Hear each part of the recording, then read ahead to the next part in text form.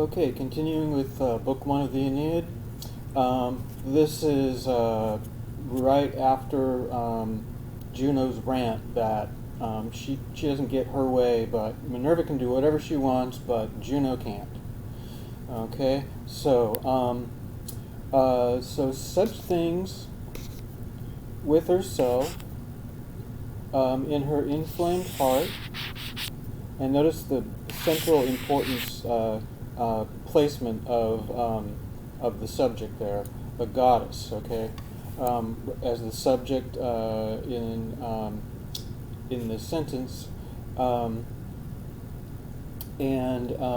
so she is. What is she doing? She's rolling around. She's turning over such things in her inflamed heart. Okay.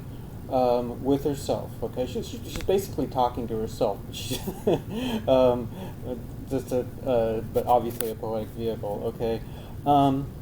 Into the fatherland of the clouds, the places swollen with raging winds, okay. Aeolia. Notice the apposition here between aeoliam and patriam, okay? And then here we get our verb finally, she comes, okay? So after she thought about that and got all worked up about that, and she went to Aeolia, okay, which is what? It's the fatherland of clouds, okay? Here, King Aeolus, in his huge cave, okay, struggling winds and roaring storms, by means of his authority, he suppresses, okay. Okay, so here, let's anglify this, okay. So here, King Aeolus, okay, he suppresses,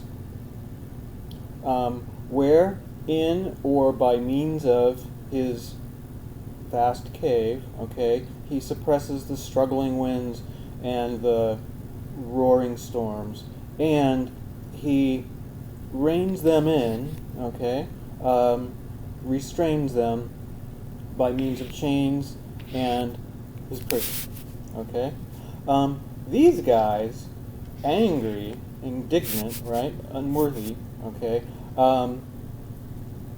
probably unjustifiably feeling they're unjustifiably being restrained, okay, with a great roar of the mountain, they roar again, okay, and they roar around the enclosures, okay, or perhaps the locks or the hinges of the doors, or however you want to understand that, the hardware that's enclosing them, okay. But Aeolus, on his high chair, or no, in his high citadel, he sits, doing what? Holding his scepters. Notice we have a poetic plural here. Would he have been holding multiple scepters? Probably not. But the scepter is the symbol of his authority, okay? He sits there and he soothes the minds or souls, this probably understood the souls and minds of the winds, and he tempers their wrath. A poetic plural again, eros.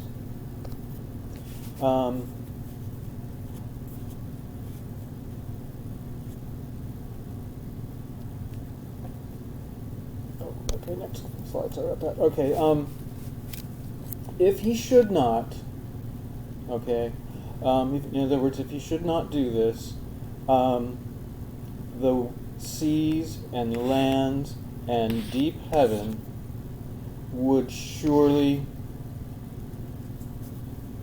carry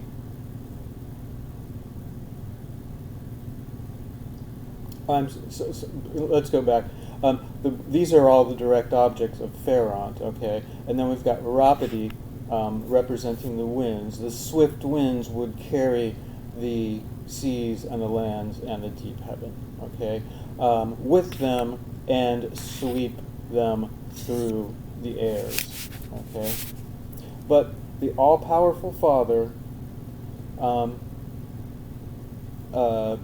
basically hid them, stored them away in dark caves, fearing this, okay, and he placed upon them a mass, a huge mass, and above them, right over them, and tall mountains. And who was the all-powerful Father? That's Zeus. So Zeus first put them in there, and then he granted them, or he gave them, a king, who, by means of a certain pact, some kind of an agreement made between Zeus and Aeolus,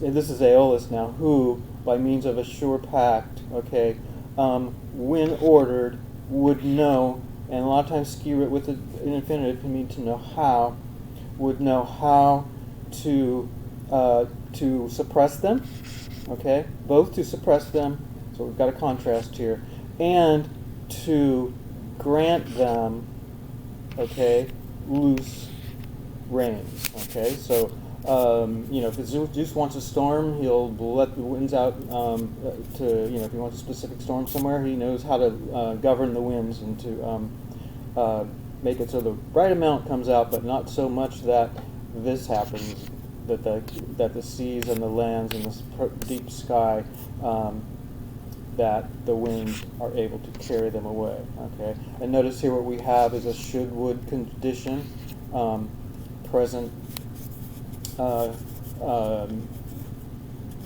Present should-would condition, okay. And so if they should not do this, they would do that, right? Okay.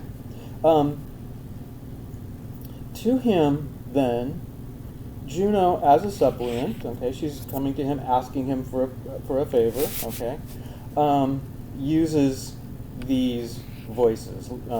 You can probably translate these words, okay? In fact, that's something I would probably use a parentheses for. Put one of the answers down and then put the other in the parentheses, okay? And notice utor plus the ablative. She benefits herself by means of these words. Okay? And she starts speaking, Aeolus, for to you, the Father of gods and men, okay, or here we go, have a contrast, the Father of gods and the King of men, okay, against, of course that's Zeus, granted, probably understood that you soothe the waves and will also raise them, lift them up by means of the wind.